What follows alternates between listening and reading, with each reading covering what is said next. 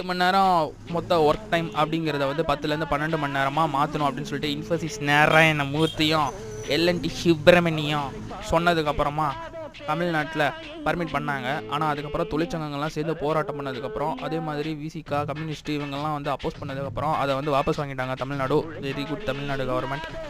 அப்புறம் அதே மாதிரி ஆந்திராலையும் வந்து 10 to 12 ஹவர்ஸ் எக்ஸ்டெண்ட் பண்ணிட்டாங்க. அதே மாதிரி இப்போ ரீசெண்டாக தெலுங்கானாலையும் 10 to 12 ஹவர்ஸ் எக்ஸ்டெண்ட் பண்ணியிருக்காங்க. இந்த முதலாளிங்களுக்கு ஐடி ஃபீல்டில் இருக்கிற பெரிய பெரிய ஓனர்ஸ்க்கெலாம் வந்து ஒர்க் பண்ணுறவங்களோட ஹெல்த் மேலேயும் அவங்களோட ஃபேமிலி மேலேயும் சுத்தமாக அக்கறை கிடையாது. இருக்கிற 5 வருஷம் 6 வருஷத்தில் அவங்களோட ரத்தத்தை உறிஞ்சி அவங்களோட கம்பெனிக்கு நெட் ப்ராஃபிட் எவ்வளோ எடுக்க முடியுமோ அவ்வளோ எடுத்துகிட்டு அவங்கள குப்பையை தூக்கி போன மாதிரி தூக்கி போட்டு அடுத்த பேட்சில் இருந்து ஆளை செலக்ட் பண்ணிட்டு போயிட்டே இருப்பானுங்க. ஆனால் இவனுங்க ஃபேமிலியை கவனிக்க முடியாது. பிறந்த குழந்தை ஸ்கூலுக்கு போகிற வரைக்கும் அவங்களால கவனிக்க முடியாது. லேடிஸ்க்கு நைட் ஷிஃப்ட்டும் இப்போ பர்மிட் பண்ணியிருக்கானுங்க.